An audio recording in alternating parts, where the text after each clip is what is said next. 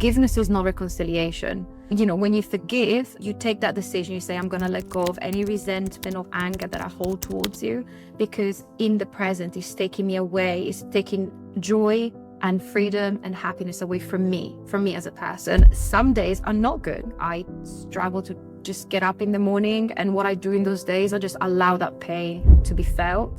I have a good cry. Was there a silence around what happened to you and what you experienced, and how did that affect you?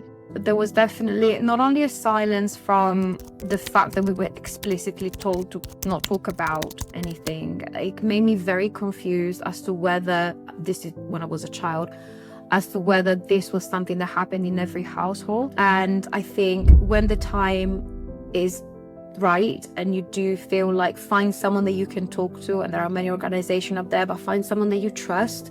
Do that, take the first step, and it'll be for you first and foremost, because you will, I know you will, take that step and break that cycle.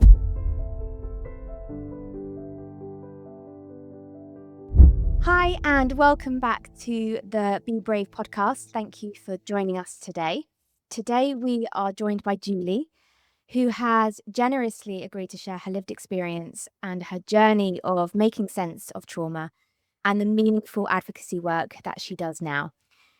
Giuly, thank you so much for being here. How are you feeling about coming into the conversation today? Hi, Chloe. It's a pleasure and a privilege to be here. I am excited to be part of something so wonderful, and these are such delicate but also very important topics to discuss, and I pray and hope that it makes a huge difference to people. So thank you for having me.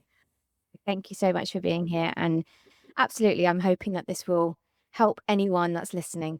So to begin, can we, before we explore your story, I'd love for listeners to really get to know you a little bit, who Giuly is outside of the trauma and outside of the story that you're about to tell us. Giuly, I am a wife. I'm a wife to a wonderful husband of 12 years. I have two wonderful boys of 9 and 11, so I'm a mum.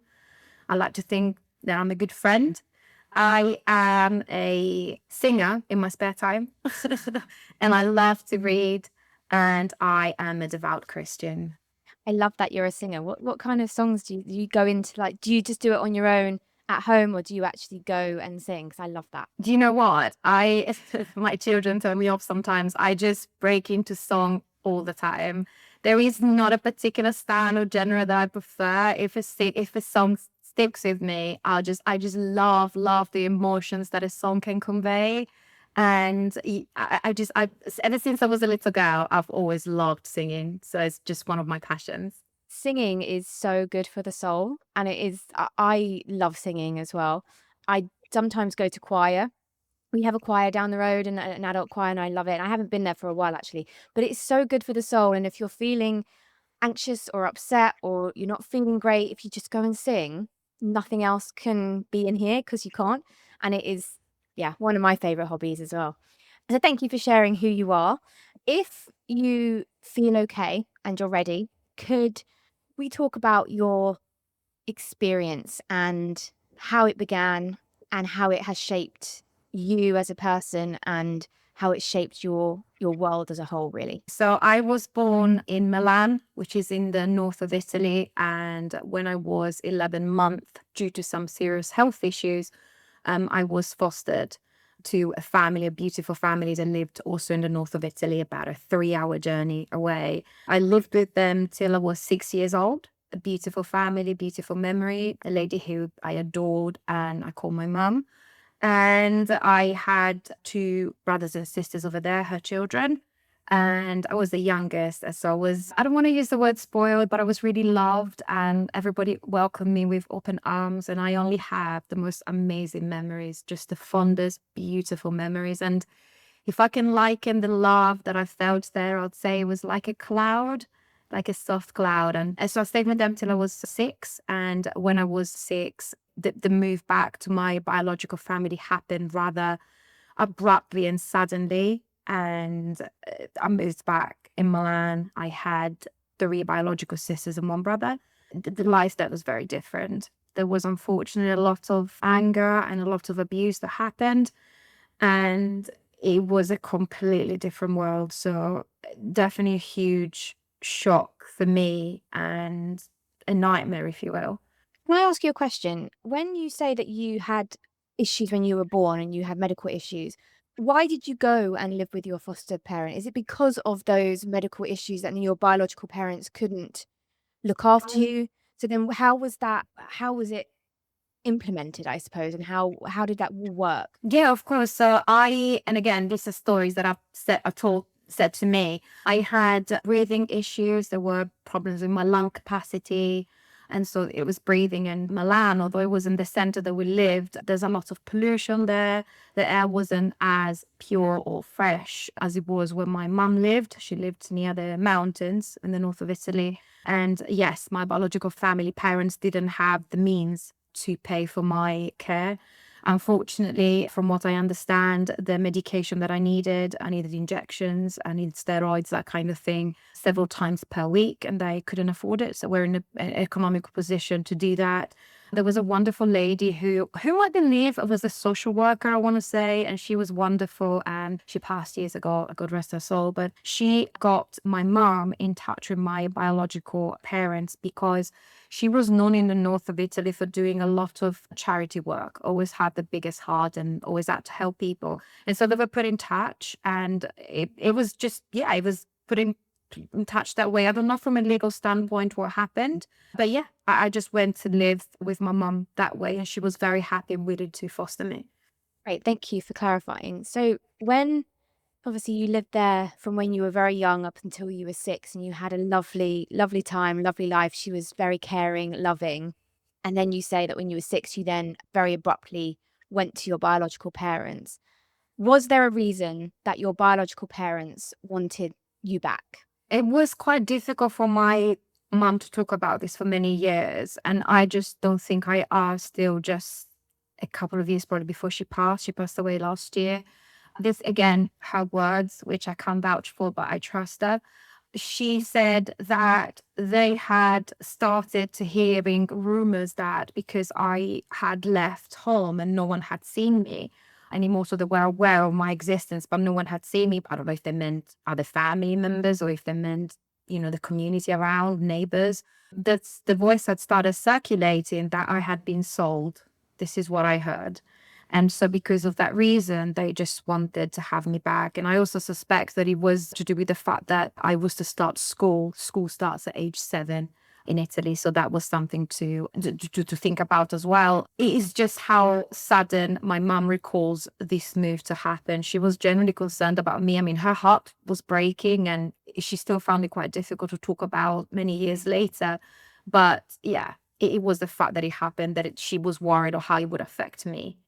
God, that must have been so difficult for you, obviously, but also for your mum to have a child from a very young age up until 6 that she has reared and looked after, and then all of a sudden you're taking away. That is really tragic. And I can't even imagine that for you and for her. It's just awful. And I'm so sorry that happened. When you went to live with your biological parents, can you please, if you feel comfortable, tell us what happened when you started to live with them and how the trauma came in? It was a very different life. I mean, my mom had a larger home. This is purely from an economical point of view. So just the stark difference that as a child you can see. My mom had a large house, so lots of space to run around. And my biological parents lived in a very small flat on the 7th floor outside of Milan. It was 5 children and 2 biological parents in a very small, there were 2 bedrooms. And then the front room was converted into a makeshift room, if you will. And it was just very different because, to be honest with you, children don't even realize money that young. So yes, I could see that there was a difference that way, but it was just the difference was there was no love or very little of it. There was a lot of anger, a lot of, I mean, they definitely worked really hard. So I do wonder if the anger came purely from exhaustion, tiredness, frustration, but the anger was taken out on me and my siblings, and there was a lot of fear. I remember just being so scared because I was really confused where my mum was coming back to get me, and I just went to bed crying every night for months thinking, what have I done wrong? Have I been really bad? Is that what have I done that she's forgotten me? She doesn't love me anymore. I didn't understand because I don't know truly whether I had the chance to see them during these years that I was away. I don't remember that. It could have happened, but I genuinely didn't know that they were my parents, my birth parents. And so I was very, very confused. I mean, those were the forming years where you learn to walk and talk and recognize love and your parents and who the people that you trust are. So it was incredibly difficult. It was very different, and I just felt very scared all the time. Yeah, I can imagine. You come from a very safe place, and then all of a sudden you're thrown into a lion's pit that is completely enough. As someone at 6 years old, that is so hard to comprehend. You don't have that capacity and that cognitive understanding of why this is happening. So that must have just been terrible. I'm so sorry, Julie, that that happened to you. It's awful, just terrible. When it all started to happen, how did it affect your sense of safety and trust and belonging, I suppose? I just felt like I was on high alert all the time. So I was conscious that I had done or I must have done something that was really bad. And so I was already from the start, I was a bad girl. I was wicked and, I just felt scared all the time. I'd have nightmares. Sometimes I couldn't fall asleep for ages, for hours. And I was just put the covers or the blanket on top of my head. So no one realized that I was awake because there was no safety. It didn't matter if you were awake, if it was daytime, if it was nighttime. If you incurred their wrath or their anger, there was a lot of violence. And I would just sort of lay very still and think, okay, what can I do tomorrow? How can I be better tomorrow? Yeah, feeling very, very unsafe and very scared of the people whom I thought were supposed to take care. So it wasn't fear that was coming from the outside. The fear was at home constantly.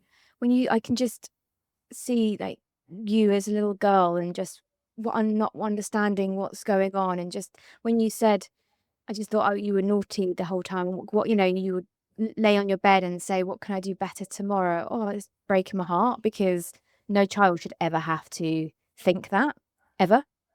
What can I do better? That is, yeah, awful. In terms of the trauma that you endured, what beliefs did you hold about yourself? And I always find this quite interesting because when someone's had child abuse, child sexual abuse, we do hold on to a lot of beliefs about who we are as people after the trauma and after the abuse has happened. So, what did you hold on to about yourself? And I suppose about other people and the world around you? And what were those influences after what had happened to you? So, I think now that I'm a mom, I can see that as parents, we hold so much power as to over how our children get to perceive and believe what's normal. I have been reading this amazing book titled The Myth of Normal, and he sort of delves into quite sort of profound areas. And he tells us that up until we are 7 years of age, whatever we receive from the outside, whether it's something that is said, whether it's something that is acted on, whether it's something that is told, we believe that that is true. And so we grow up thinking and believing in those realities, even if as an adult we realize that is absurd. As a child and up until age 7, we absorb everything. So although I had received so much love up until age 6, so much of it, I felt so disoriented that I made myself believe that that wasn't true. Because how could I possibly, how could there be anything good in me if that was what was happening? So, I just realized my mum must have realized I was bad. And so I had to go and live here. And this was my new life. And I genuinely felt like I was bad. And I felt guilt over everything. And not just you've done something wrong, think about it. How can you improve? That's loving. I felt guilty over every single thing I did, over everything I thought, over everything I said. Do you think that's crossed over into your adulthood? So, if you felt like that as a child, do you think that that has, maybe not now, because hopefully you're healing and you understand a lot more, but do you think in your early adulthood, do you think that that crossed over? to who you were and who you developed to be? I would say 100%. The thing that I remember specifically was that we were always taught to be good. So you must appear to the world that you are good, you are exemplary. Now, as a parent, I can see there is absolutely nothing wrong with that. I love when we go out and people notice that my children are polite. It makes me beam with pride when the children receive an award from school, because I love that the world gets to see how fantastic they are. But then we come home and we instill that love in them, discipline, yes, with love, but that love and that confidence that they have in themselves. But we were receiving that. So I didn't feel that that went hand in hand with show the world that we are somebody. Don't tell anybody what's happening. Tell absolutely no one. We must be examples. We must be good. And actually, I just felt I became very hypercritical of myself, because I need to be good. I need to show the world that I'm good. I'm not good.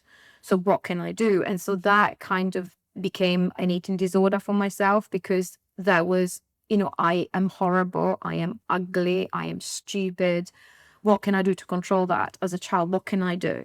And then it also became sort of a lot of focus on things. So hyperfixate on things and definitely develop coping mechanisms such as I still have, and that is something that I struggle with. I still have compulsions that I am working through, but definitely is the things that I felt I can have control over, and they carried through self-harm, carried through to when I was a few years ago. I'd say children changed a lot for me, but yeah, 100%. Yeah, it's what you sort of said about control. And I think that is a massive part of it. When you have been abused as a child, you lose all of that control. Everything goes out the window. So then as adults and how it shaped us as adults, we seek that control constantly. And I reckon when you said that, it's straight away it hit me, because I thought that's exactly what I do. And I still struggle with that control massively, where I constantly want to be in control of every situation. And obviously, that's not rational. You cannot be in control of everything. You just can't. But as someone that has been abused, because for so many years you didn't have it and you lacked it, you constantly seek it. And I think that is a massive part of something that, as trauma and as people that have been sexually abused or abused as a child, we hold on and it shows in different ways. Like you were saying, like in eating disorder, you can control what you're putting in your mouth. Self-harm, you can control what you're doing to your body, and it shows in different ways. So yeah, it's a real massive impact when a child has been abused. It is a huge impact, and it doesn't just stop when the abuse stops. It carries on, it lingers for years and years and years and years. And I think that is a massive part where I talk about that in my speech. When I do speeches about my story, I talk about how it doesn't just end when the abuse ends or when the abuser stops. It continues, and it constantly continues.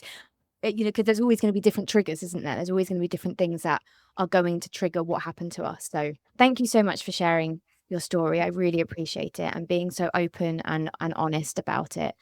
One other question I'd like to ask you, if you feel comfortable, was there a silence around what happened to you and what you experienced, and how did that affect you?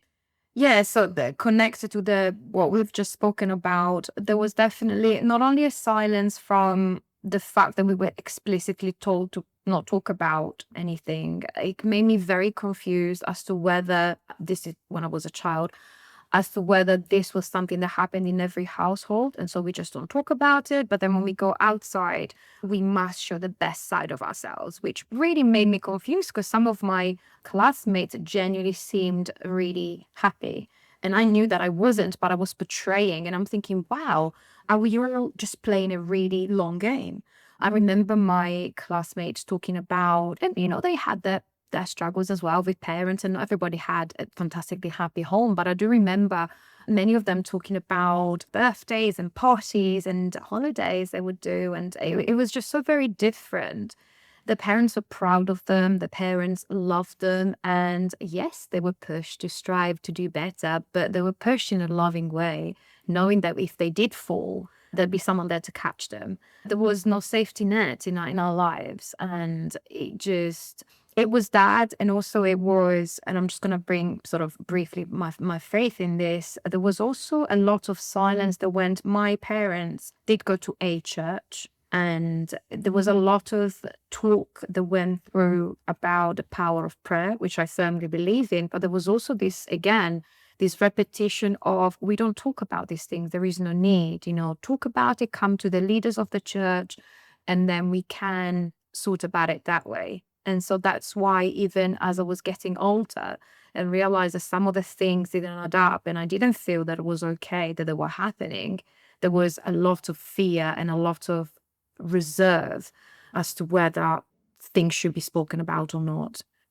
Yeah, there's, I think, a massive part of people being abused or children being abused is silence, and it's a real thing, isn't it? Can you just explain how, and if again, if you're comfortable, you went to live with your biological parents at 6. When did you manage to, I don't want to use the word escape, but leave your biological parents? How old were you when it stopped? Did it stop at any point, or did it stop because you left? So we, up until we lived in Italy, it never stopped. And it was relentless and very sad. And it makes me actually quite teary to think about the time that we got any respite from that, from the anger and the abuse, was when they were fighting amongst themselves, the two of them, my biological parents. And I actually have a lot of compassion in that regard for my biological mother. But of course, that were the only times that we were happy. And I used to pray that that would be the day, that can it be the day that we're okay. So whilst we were in Italy, no, it didn't stop. We moved as a family here again, very suddenly, very abruptly, when I was just about to turn 17. It was, again, a very sudden move. It was just pack a few things and go. Genuinely, to this day, as an adult, I don't know what the reason was behind that. We came here with, as far as I'm aware, nothing. And again, it was a very controlling household as to whom you saw, whom you spoke to, and things like that. And whilst now I'm a parent and I do understand the dangers of the outside world, again, it wasn't done in a loving manner, in a loving way. So to be completely honest with you, although I got to see my mom, and then there was an agreement between my mom and my biological parents that I could see her during the holidays, and that continued, and that was incredible for me. My real escape, if you will, happened when I got married to my first husband, incredibly young. I was 21. And I saw his family as a happy family. And they still are. I'm sure they still are amazing parents, ex to me, but parents to him and to his family. And I wanted that. I wanted that so desperately. And yeah, so if you will, that was my escape at that time. You kind of, in a way, saw an escape because you saw another family that was happy. You wanted that. I know you said that you were very young, and obviously he's now not your husband, so I'm assuming it probably wasn't the right thing to have done, but at the time you probably thought it was. How long did the marriage last?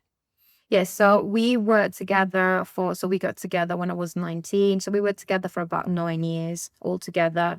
This is not the platform, and I have absolutely no bad feelings in my heart for my ex-husband. It's taken me, again, a long time to heal from that too. But I just want to say that taking accountability and recognize things that you can improve and work on is far more important and relevant to my life than take apart a time that I have no regrets for and just shout from platforms and from here and from other places and avenues about the things that he did wrong. So I don't want to do that. I definitely want to say that a lot of my suppressed trauma and weighed of me so much went towards the issues that we went to have because we were incredibly young and new to everything. And so I think that that definitely influenced that. And that goes hand in hand when I realized that my marriage was crumbling, and I had then approached the leaders of that particular church regarding what had happened to me, because it had taken me many years to realize this is not okay. I was 28. And when I did that again, that was the time that I said, oh, we don't need to, involve the authorities in this. There's nothing that you need to talk about. And I knew it was wrong. I knew when I saw what love was, how my ex-parents respected and loved one another, and they had so much love for me. And I knew it was wrong. And I just thought, okay, something has to change. There's no hatred in my heart. There's no want for revenge. There wasn't there and there isn't now. Just a lot of sadness, but nothing like that. And I just thought, this has to stop. I need to heal. I need to be better, but I want to do better so that this doesn't happen to anyone else, just in case. And because I know it's wrong.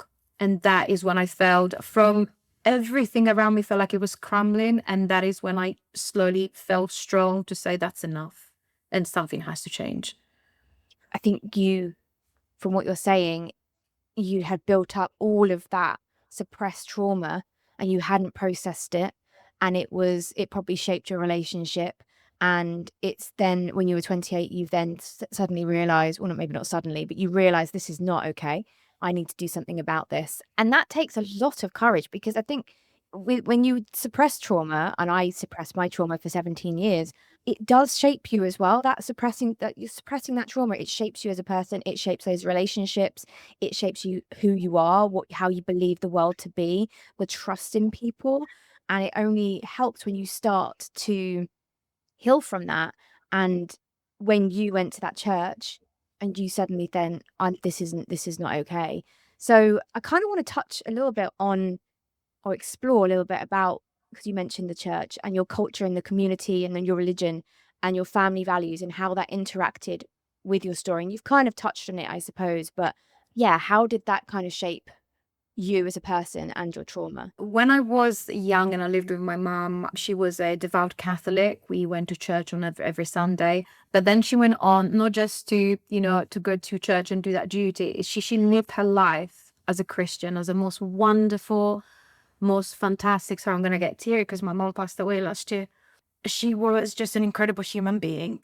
And I saw that it was, you live your life according to what you learn, and you teach others that there is so much love to be had in this world and so much hope. The hope is never lost.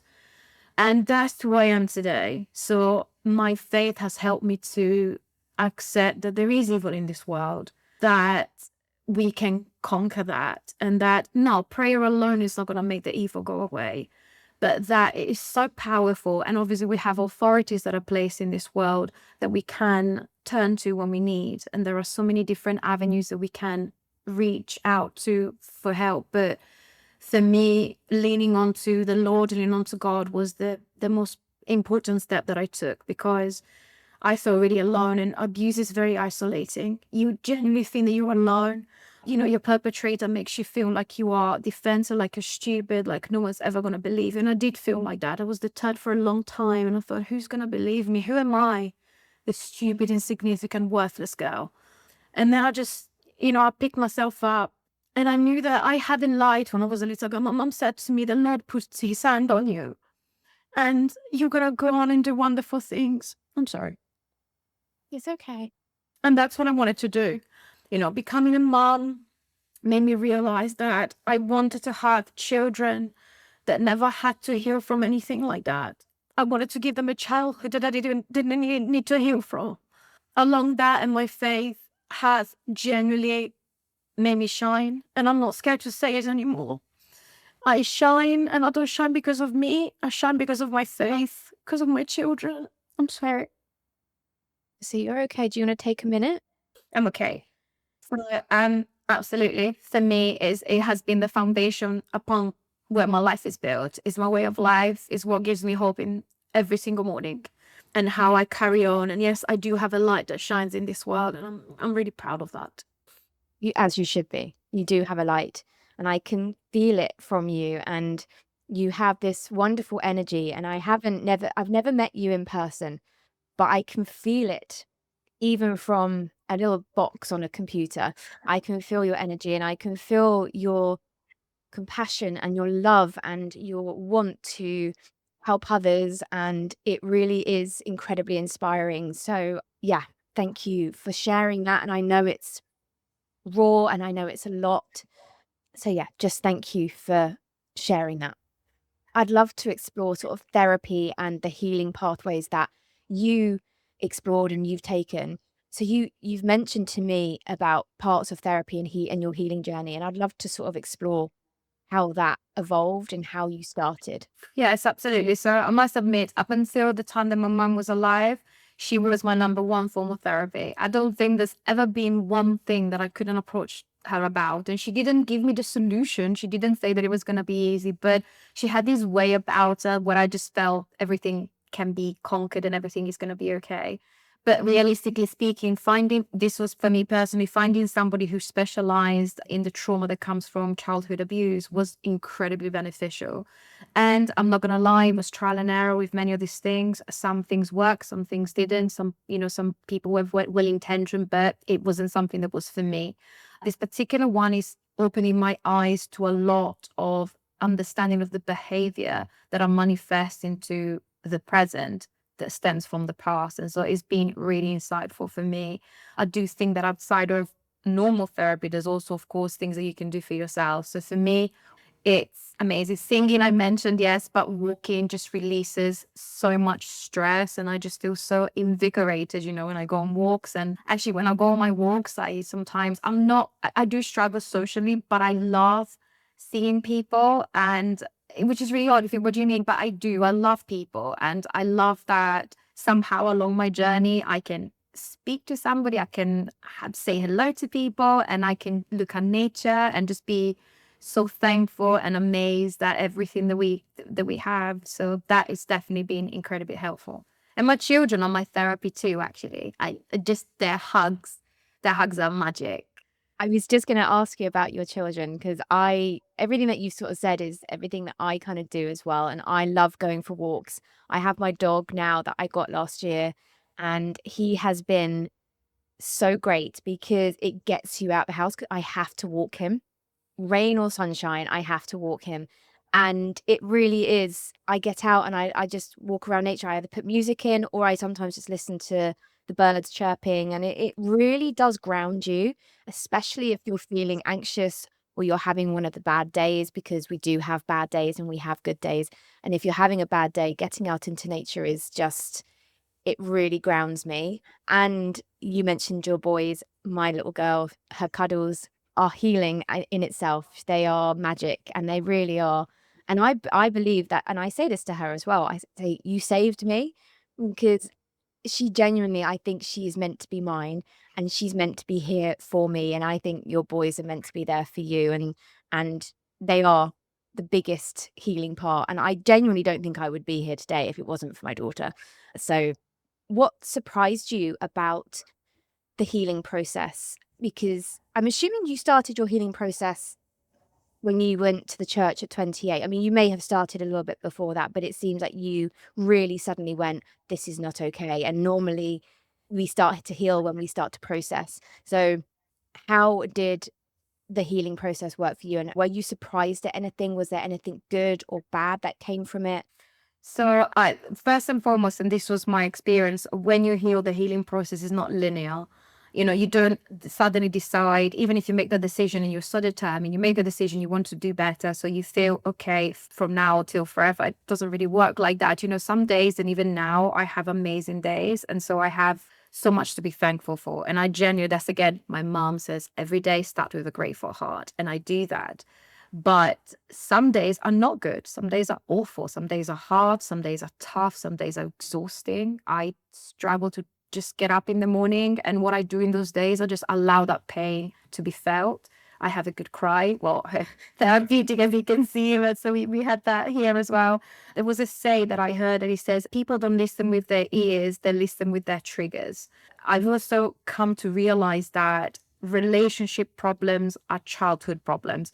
So they're not necessarily about our partner, they're about the fact that we relieve trauma and we want to avoid it, like a survival strategy. And I'm going to give a very, very quick example, very silly example. My husband was really tired a couple of days ago and he was stressed. He always gives 100% when he works, and I know how passionate he is. He was tired. It was just having a tough day.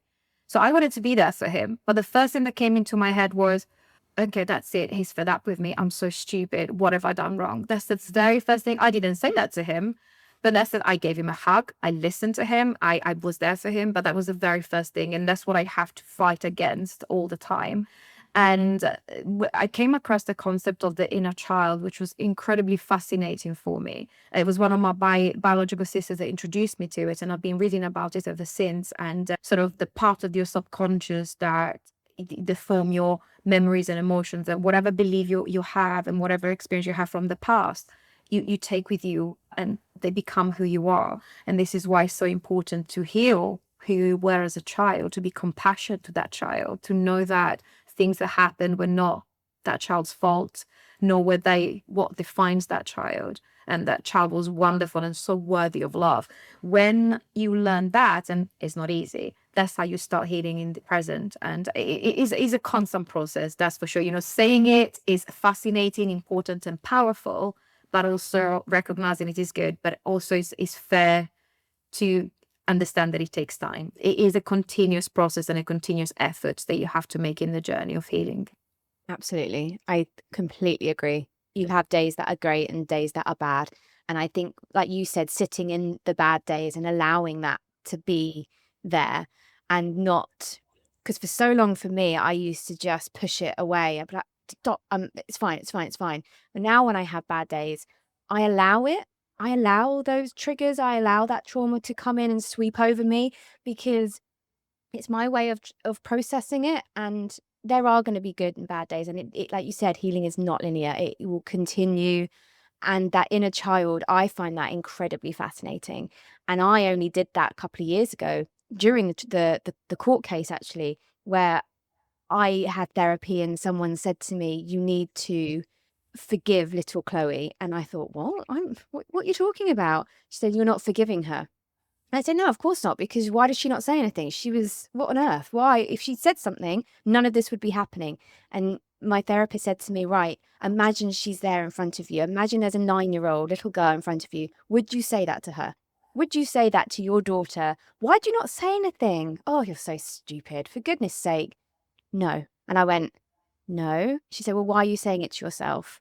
You need to forgive yourself. You need to be kind to yourself. You need to think of that little girl, not the Chloe that I am now. Because of course, Chloe that I am now, I probably would speak up because I understand it. But at 9, no, of course not. And once I processed that and I started to forgive myself, that is when my healing started. And don't be wrong, like you said, healing is linear. There are some days where I think, oh, why did I not say anything? And it will go back and forth. I'm never going to ever completely erase that feeling, but it definitely gets easier and it does get better. And yeah, and forgiving and going back to that inner child, it really helps. And I find it very, very fascinating. So thank you for sharing that, because I think, yeah. Do you want to move on to your advocacy work and your voice that you now have, and your purpose? Or do you have more that you want to talk about in the therapy and the healing side? Yeah, so I ran along with this. It was something that I wanted to mention that I feel quite strongly about. And then this is what worked for me, by the way. I'm not saying that it has to work for everybody. I found that forgiving, like you said, I love that for little Clay, forgiving little Giuly is important. But also for me, forgiving the people who have hurt me was really important, because I learned that forgiveness. So for years, I fought with this sense of guilt and not understanding how that worked. Forgiveness is not reconciliation. When you forgive, you take that decision. You say, I'm going to let go of any resentment or anger that I hold towards you, because in the present, it's taking me away. It's taking joy and freedom and happiness away from me as a person. And this doesn't excuse their behavior, doesn't excuse what they did. It doesn't take away their hurt and the horrific trauma. It makes you feel so free. I just felt so much lighter. And it took me years, by the way. It wasn't just a decision where I clicked my finger and that was gone. I was angry. I was angry. I was enraged. I was all these feelings. But truly, I genuinely pray for them. And I hope that they find some love and light in their world and in their life. And that's it, truly. Do I want to ever reconcile? No. And I make peace with that. And I was very clear with that. And again, boundaries. But yes, truly. So that for me was really important. And also, I think, understanding you don't know any loyalty to anybody, important. But also, and this is again something that I battled with for years, was so as long as I say, and this is to anybody, if I deliver something that I have to say, and I say it with kindness, with good intentions, I'm recognizing when I do something wrong, apologizing, owning, being better. Whatever I say is received by that person. It's up to them to receive it, to know what to do with it. And I just say, that's it. I've done it in the good way. I've done it because I believed in it. And this again, I say it because as people who have been through abuse or trauma, often we doubt ourselves, we second guess ourselves, we feel that we are stupid or whatever we have to say is so unimportant.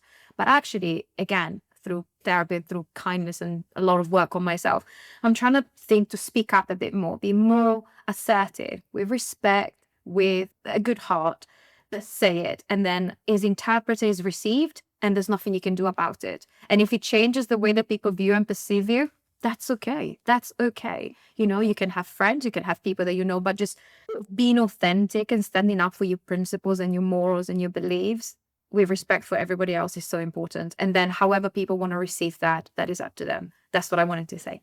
That's incredible, because I am in awe of that, because I am not there with either of those. I don't know if I could ever forgive. But when you're saying that it's so freeing, that's really interesting, because the weight of me not forgiving him it does weigh on me, and I'm still got a lot of anger, and I want that to go. I do want it to go. I genuinely don't know how. So I am in awe that you've managed to get there. And I know that you said wasn't a click of fingers, it took time, but that's incredible for you, not for anyone else. For you, that is amazing. And hopefully one day I can get there too. And the assertive, not you're talking about being assertive. I'm bad at that. I'm getting better. I am getting better. And I've had a lot of therapy, and my therapist still works on it with me, with being assertive and speaking up for myself. But again, it's very hard, because I didn't speak up for myself when I was a child, and I struggle with it very, very badly. Working on it, still not there yet. I've got to a point in my life where, and I think this is age. I don't know if this has anything to do with my healing necessarily. I think this has got to do with my age. I'm now 37. I don't really care what anyone thinks of me, because I'm like, well, I think you get to an age where you just don't really care as much. When you're 20s, you're hanging on to, oh my goodness, does everyone think I look okay? And do they think I'm okay? And do I look okay? And I don't really care about that anymore. But I still haven't got that assertiveness that I should have. And I wish I had it, because I need to have it, especially when I need to speak, if I need to stand. Although I think I would stand up and have that assertiveness for my daughter. I think I would, because I'm like a lioness with her. I'm like a mama bear, and I protect her in every single way. But anything else, I do really struggle. So I find that really interesting. And I definitely will need to get some tips off of you to help me, and how you went about forgiving, because like I said, I'm not there at all. And I'm sure that there's lots of people listening to this that are not there, and they probably want to know how you got there. So if you want to share some tips now, that would be great, because I really want to get to that point. So again, reading the book that I mentioned, The Myth of Normal, really just helped. This was my therapy recommended that. And there was something that was really important, because I still do doubt myself. I'll say something to somebody, it doesn't matter what it is. And then I'll come home and I think, oh my gosh, that was so stupid. Why did I say that? Or that person, and maybe they're just having the worst day of their life, but because I haven't said hello in the normal way, oh my gosh, they hate me. They never want to be my friend. And this still happens, and it's ridiculous when you say it out loud, but it's true. And this happens to me. And in the book, and again, takes a lot of work. There were 5 steps, and I'll be very brief with this, is when a thought comes into your head, all it is a thought. So instead of saying, I'm stupid, everybody's going to laugh at me, you think, I seem to think that I am stupid. So it's a thought. And then you reattribute, because you know that the brain is sending this old signal to you, but it's not true. Whatever happened that led you to think that you're stupid is unfair, shouldn't have happened to you. So it's just a thought. You refocus, number 3. So how can you distract yourself? What can you do in the immediate present now to take that thought away from you? Go for a walk. If you can't go for a walk, think of something else. Sing, read a book, talk to a friend, something positive. Number 4 is revalue. So you think, okay, hold on a second. What has this feeling done for me? What has it stopped me to accomplish? What maybe I could have had a meaningful, maybe I could have cared for that person. Maybe they were having, what have I missed out on? Just thinking and concentrating and focusing on this instead of realizing what is true. And number 5 is recreate. And, again, it sounds easier said than done and is a process, but what do I choose to create now? what's my worth, because that child and that adult that I am now deserved love. So others deserve love, they deserve compassion, but so do we, first and foremost. And again, honestly, I promise you, it's easier said than done when I make it sound that way, but it does work. It's incredible the difference that is made in my life. Thank you for sharing those. I can imagine it's taken a lot for you to be able. It doesn't just happen straight away. It's a learned behavior. It's like anything. It's a learned behavior. CBT is a learned behavior. You have to do it over and over and again in order for it to stick. But thank you for sharing those. If you can send me the links of all the books that you've mentioned, I will pop it at the end so people can have a look at them if they wanted to, because you've mentioned some really, really great things, and I think that will definitely help lots of people. So yeah, thank you for that. So if we go on to your advocacy work that you do and the voice that you now have, so you are an advocate, not a path that everyone feels ready to take or will ever be ready to take, and that's absolutely fine. But what inspired you to turn your experiences into advocacy? My mum, simple as that. My mum has been my point of reference through this life and through whatever is next as well. She still is my absolute inspiration in everything. She believed in me so much that it just moves me. And she often would say to me, and it took me decades to talk to her about what had happened to me. She said, look, you are an inspiration. If you share your story, it might not be easy, but it's going to give hope to other people. Show them that you can become, you can recover, you can heal, and you can in turn become kind and be helpful and be there for other people. And I am not, I'm not a speaker. I'm not. I'm a reader. I'm a singer. I'm a good worker. But I'm not a speaker. So I found that to be quite daunting. When she passed, and it was really hard when that happened, I thought, okay, what can I do now? How can I act and make what she asked me come true? What can I do? So I actually contacted the NSPCC, which is something completely out of my comfort zone. And I found an incredible team. They are so amazing. That's how it came about. I shared my story. I came to do a talk, a speech there. I did then an interview as well with a newspaper. I'm here with you today. And I am so humbled and honored to think that what I have to say, the little old me can share my story and let other people see some of the lights that there is out there. So much darkness, but honestly, so much light. And that is what motivates me to do it. I'll never stop. I've started now and I'll never stop. I don't want any recognition. I don't want any thank you from anybody. I just want them to see that they can do it, that there is hope, that it takes time, but that they're worth so much and that they are deserving of knowing that there is more to just the suffering, the pain, and what had happened to them. It's so brave to speak up and tell your story, and doing it in front of 5 people, doing it in front of 300 people, doing it on a podcast. It is incredibly brave, and it takes so much to be here today to talk about it. We all know that it takes a lot out of us when we tap into our trauma, and to then be an advocate for other people, to allow them to see that it's okay and that they can come forward, they can speak out. There are other people like them that have gone through it and they're here and they've survived. And I think that is really, really positive and incredible and inspiring to see, because there are so many people that haven't come forward because of all the reasons we know why we don't come forward in the first place, because of all that shame and the stigma and the guilt and the worry that people are going to believe us and or not believe us, and what people are going to say and all of that. So there are so many people that are probably listening that haven't done it, and to see people like you and other people that are on this podcast and other people that speak for the NSPCC and other charities, it is such a movement and it really helps people. And I think you're incredibly brave. So thank you for being an advocate for all of us and for being here today and for sharing your story and for being so brave. I really, really appreciate you, and I appreciate everything that you do.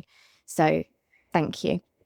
I suppose the next thing would be a message for people that are listening.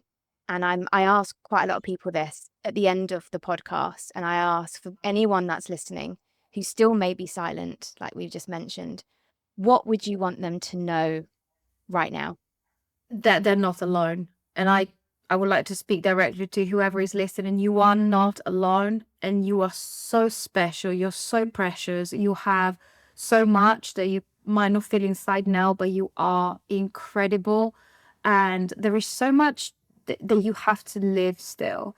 And I think when the time is right and you do feel like, find someone that you can talk to, and there are many organizations up there, but find someone that you trust.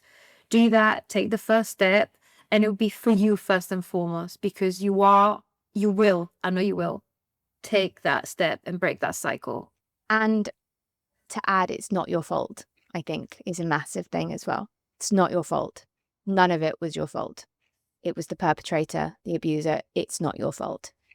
And yeah, well, thank you, Giuly, for being here and for your honesty, your courage, your generosity. Your voice matters as much as everyone else's. And, you know, you're precious, you're beautiful inside and out, and you are making a difference to everyone listening.